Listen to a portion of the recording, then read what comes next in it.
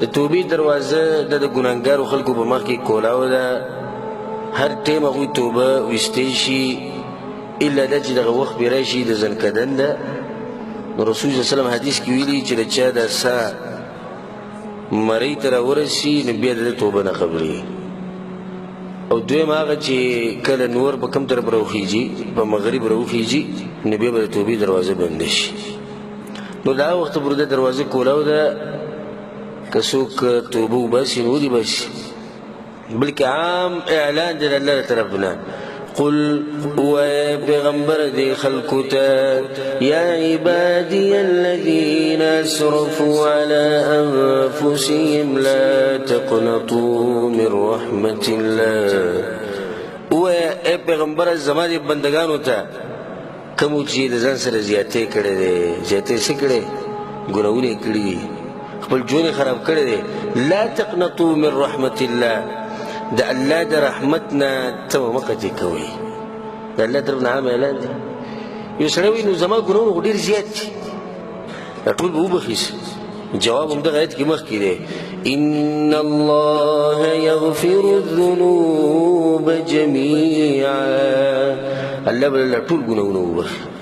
د الله سبحانه وتعالی مهرباني ده په دې انسانانو باندې. او موږ خپل ځان دومره نه پېژنو لکه څومره چې رب العالمین موږ پېژني، ځکه چې موږ یې پیدا کړي وو. نو الله ته پته دی چې دا شیطان دوی ته وسوسې اچوي او دا انسانان کمزوري دي.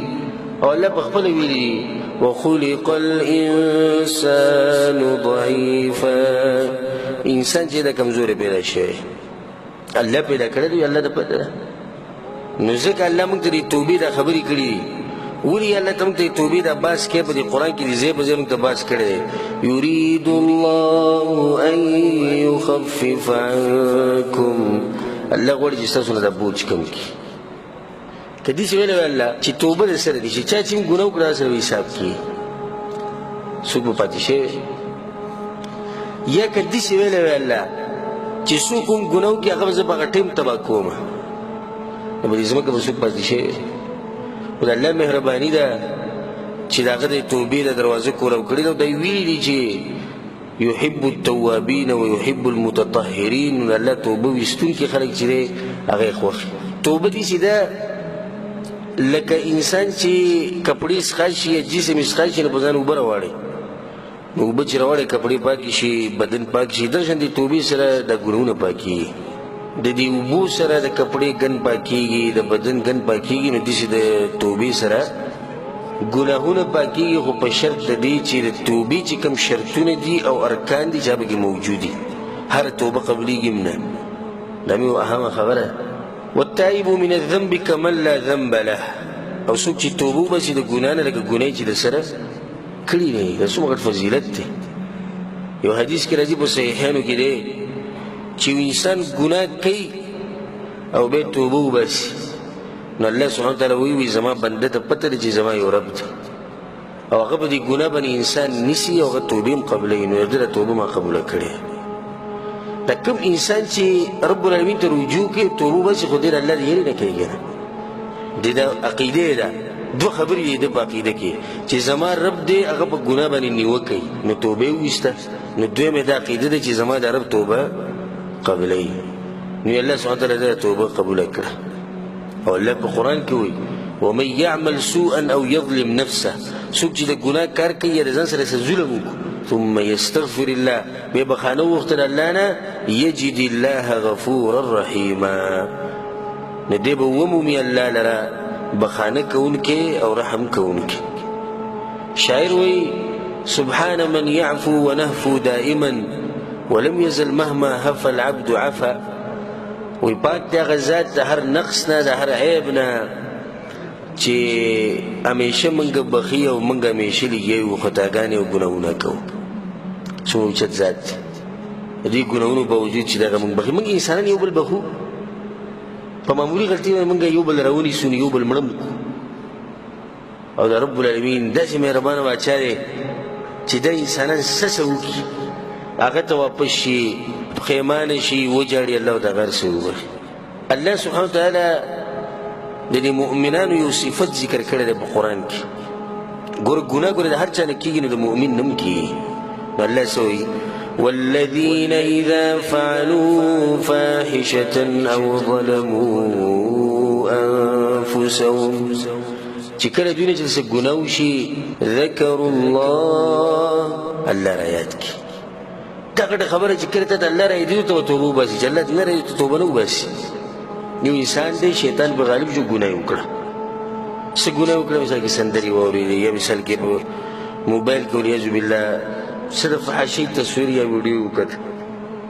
نو دا چې دې بند کړي نو د زړه کې راځي چې یاره الله خو زه لیدلی الله ورته رایاد شي نو یو یره پرې راشي. نو چې الله ورته رایاد شي نو بیا صحیح ذکروا الله فاستغفروا لذنوبهم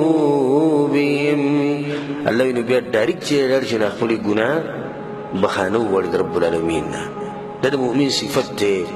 څوک داسې نشي ویلی چې مؤمن بالکل ګناه نه کوي. دا به دی غلط وایي ورې ګناه د مؤمن نه کي. خو مؤمن چې ګناه وکړي نو الله ورته رایاد شي نو الله چې ورته رایاد شي نو بیا څه وکړي؟ بیا لاړ شي نه ذکر وکړي د الله او هغه ته رجوع وکړي. رب العالمین دومره مهربان دی. په قرآن کې څه وایي؟ قل قوای پیغمبره للذین کفروا هغه کسانو ته چې کفر کړی دی. مؤمنانو ته نه ګورئ چا ته چې کفر کړی دی. څه ورته وایي الله؟ ان ينتهوا یغفر لهم ما قد سلف که دوی د خپلو کارونو نه قلار شي نو دا تېر شوي ګناهونه به له وبخښه.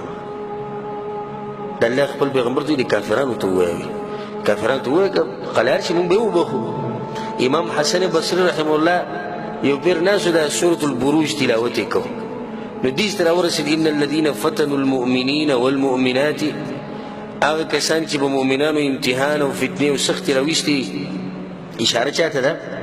اصحاب الاخدود والا ته کندې کنستې مسلمانان یې ورته اچولي ټول یې سېزلي ثم لم يتوبوا دوی توبه ونه ویسته نو خبره پکې توبه یې پکې ذکر کړه فلهم عذاب جهنم نو دوی به جهنم ته شي. امام حسن بصري رحمه الله چې د آیت وی هغوی کندې وکنستې ووضعوا فيها النار وورې پکې بل کو مؤمنان یې پکې وسېدل سکاره یې جوړ کړو. سبحان الله الله پاک دی فعلوا ما فعلوا څه کارونه هغوی وکړو ثم عرض عليهم التوبه نو الله ورته توبې باسي وکړو.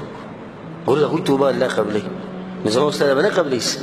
مختصر به زه یو دوه درې خبرې ذکر کړم چې د دې د لاسه نه ډېر خلک توبه نه وباسي. اولنۍ غټه خبره چې د دې د لاسه خلک توبه نه وباسي التسویف سبا او بل سبا چې کوي. زه خیر چې کله بوډا شم زیات وي چې بوډا شم ځوانان دنیا نه مړه کېږي که نه تاسو نه دي لیدلي. دا بعض وایي چې واده وکړم ولې داسې کسان نه دي مړه چې ودونه یې نه دي کړي. دا بعض وایي چې بچي مې وشي ولې بچو پیدا کېدو نه مخکې خلک نه دي مړه شي.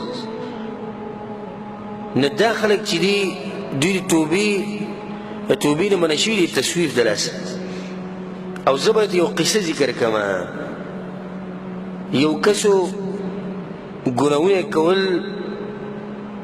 وی سبا به توبه وباسم سبا به توبه وباسم سبا له مړو. دا قصه دې کې سوچ وکړئ. یو کس وی سبا به توبه وباسم سبا له څو خبره ختمه شوه سبا له مړو. دا یو لنډه مختصر قصه دې خپل زړه ته واچو. سبا به توبه وباسم سبا نه سبا به ګیره پرېږدو سبا نه سبا به د فلمونو د هر څه پرېږدو سبا نه سبا به چې د مور پلار سره ښه کومه د هغوی نه به معافي غواړم خو سبا نه سبا به د حرامې پیسې پرېږدو حرام مزدوري پرېږدو خو سبا نه غریب سبا به د ظلم زیاتۍ پرېږدو خو سبا نه سبا به د مونځ چې دی د سبا نه بس زه صحیح د امام سره مونځ شروع کوم خو سبا غریب وونو نو سبا یې د امام سره مونځ کړی نو په دې قصه پوه شوئ. دا یو مختصر واقعه زړه ته کوزه کوي. دویمه خبره چې د هغې د لاسه خلک توبه نه وباسي هغه دا ده چې د الله سبحانه وتعالی په دې بخانه باندې یو اعتماد دی بس چې الله بخانه کوونکی دی. نو دا ډېر خلک څه وایي الله څه دی؟ غفور رحیم دی. دې خلکو ته زه یو دوه ایتونه اورم ډېر نه. الله په قرآن کې وایي نبئ عبادي اے پیغمبر زما د بندگان دی یو خبرې نه خبره کړه انی انا الغفور الرحیم چې یقینا زه بخانه کوونکی رحم کوونکی یم. چې په دې خبره نه ختمه چې په دې باندې موږ اعتماد وکړو بس کښېنو الله غفور رحیم دی. مخکې ورسره خبرې شتي وان عذابي هو العذاب الالیم او زما عذاب ګوره لږ عذاب ډېر سخت دی اے پیغمبر دا دوه خبرې زما دې بندګانو ته ګوره دوه چې زه ګوره بخانم کوم ګوره چې عذاب ورکوم نو سخت عذاب ورکوم الله غټه ګناه بخي دغه مشیت لاندې شرک نه علاوه وی بخي او کله نه کله د میچازو د ساس کی د لاس له قبر کې عذاب هم درکوي وره د میچازو داري په انسان باندې لګیدلی کنه د دې د لاسم الله په قبر کې عذاب ورکړي د عمل خو ظاهر کې وړو کې عمل دی دویم آیت دا دی الله د خپل ځان مبارک وي غافر الذنب وقابل التوب الله ګناونه بخون کې دی او توبې لره قبلون کې دی مخکې اوسره بل ټکی هم دی شدید العقاب عذاب دې سخت ورکوي ولې دا ټکی الله دې یو بل سره راولي دې لپاره راولي چې انسانان په دې خبره باندې بس غفور رحیم د بخانه کول کې به موږ بنا شو ځکه اوس الله د دویم ټکی ملګری کړي نو ځکه زموږ ته ټولو ته دا نصیحت دی چې د وس نه د نن نه د دې سیکنډ نه خالص توبه رب العالمین ته وباسئ کوم کسان چې په مانځه کې کمزوري دي یا معاملاتو کې کمزوري دي یا شکر د رسول په طریقه نه دی معاملات د رسول په طریقه نه دي د رسول صلی الله علیه وسلم په لار مضبوط نه دی روان څوک په چا بس روان دی نن نه د وس نه توبه وباسئ او ځان ته مختصر قصه مخې ته ساتئ